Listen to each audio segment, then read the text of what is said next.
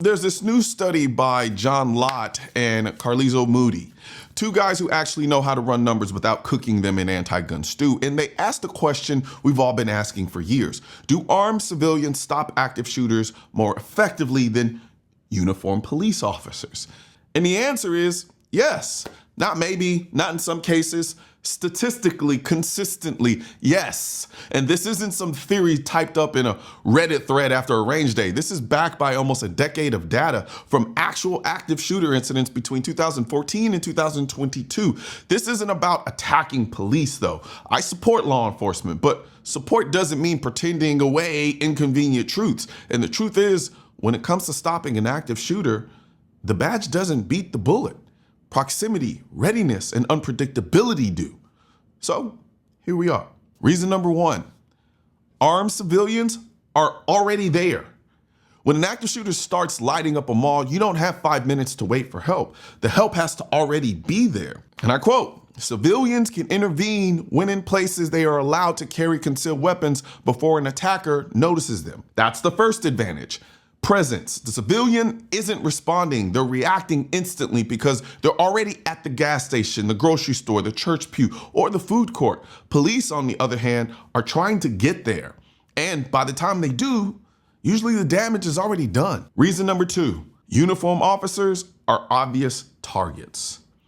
This one's just tactical reality, and it's backed up by the study. Attackers who see a uniformed police officer can wait for the officer to leave, move on to another target, or strike first knowing the officer is armed. If a shooter walks into a public space and sees a cop, that cop becomes target number one, either avoided, ambushed, or bypassed. That's why air marshals don't wear uniforms on planes. Visibility is vulnerability. But the average civilian walking through a mall with concealed carry, that's not a threat the shooter sees coming. That's the guy who ends it before it starts. And reason number three, civilians stop more shooters than police. This one's gonna rattle some cages. From 2014 to 2022, armed civilians stopped 179 active shooter incidents. Police stopped 158.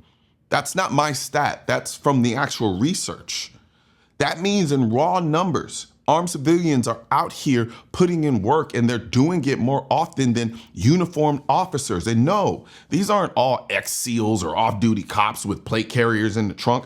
Many of these were regular citizens who just happened to be armed, aware, and present. The narrative has always been, leave it to the professionals. But the data says otherwise. When it comes to stopping the threat in the moment, armed civilians are doing it, and doing it more often than the people we're told are the only ones qualified to handle it. And here's the thing. It's not about ego. It's not about trying to be a hero. It's about being the first person close enough to actually make a difference and being prepared to act when that moment comes. Reason number four, civilians cause fewer deaths and injuries. This one's not even close. Armed civilians reduced deaths by 49%. Police intervention increased deaths by 16%. And for injuries, civilians reduced the number of people wounded by 41%. Police had no statistical significant effect. Total casualties? Down 44% when a civilian stops it. Now, to be clear, this doesn't mean that calling the police causes more deaths.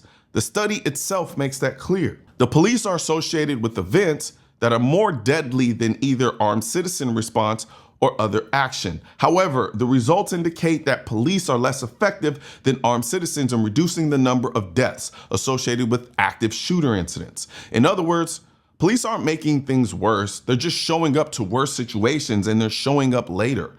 But armed citizens, we're there when the first shot is fired, not after the sirens start, and the result is fewer dead bodies, fewer injuries, less carnage. That's not theory. That's statistical reality. And reason number five, civilians handle the responsibility better than they're given credit for. This one shuts down the entire Wild Wild West argument. We're told civilians are reckless, that we'll shoot the wrong person, that we'll get ourselves killed, that we'll make it worse. But the study tells a different story. Civilians had a 1.1% chance of being killed. Police had a 16.5% chance. Civilians shot the wrong person just once in 179 cases. Police did it 4 times, including killing by friendly fire. Armed citizens have never killed the wrong person. So, how did they get those numbers? The researchers tracked every active shooter event where either a police officer or an armed civilian intervened. They recorded whether the responder was killed, injured, or accidentally shot the wrong person. Out of the 179 civilian-involved incidents, only 2 civilians were killed. Only 1 shot the wrong person. 0 killed the wrong person. Out of 158 police-involved incidents, 26 officers were killed. 4 cases involved wrong person shootings, including 2 friendly fire deaths. So, when they ran the numbers, the civilian fatality rate came out to 1.1% versus 16.5% for police. And civilians were also far less likely to make a critical mistake. We're not out here looking to be heroes. We're just the only ones close enough to stop evil when it starts. And when we do, we're precise, we're responsible, and we're effective. And look, being prepared doesn't stop at carrying a gun. Unfortunately, we live in a time where you can do everything right, protect your life, follow the law, and still end up being treated like a criminal. You could lose everything, your money, your job, your freedom, just because you dared to defend yourself. That's the reality. And it's why I'm proud to have USCCA as a sponsor of this channel, because at the end of the day, surviving the moment is only half the battle. The other half is making sure you don't go broke or lose your fortune in court just for saving your own life. What I love about the USCCA is how comprehensive they are. It's not just legal defense money.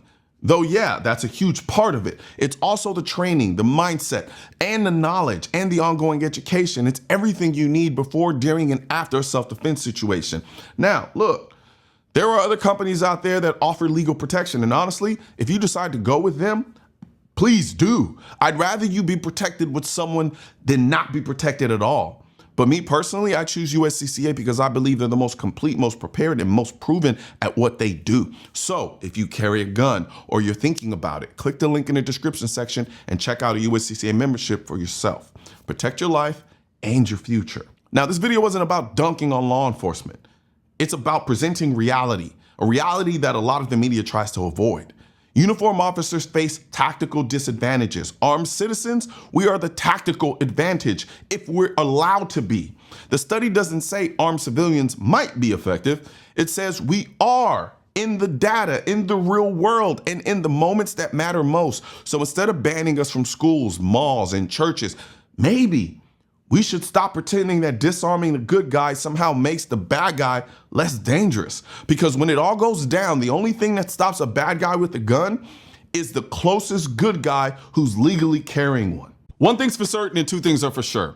Politicians and tech giants don't want gun content to be recommended to you. And we're all fighting this culture war together. Now, you can help do your part by liking, commenting, subscribing to the channel, but most importantly, sharing this video with at least one person. Together, we can stop the suppression of our 2A rights. And don't forget to click the link in the description section of this video for the products that I mentioned in this video.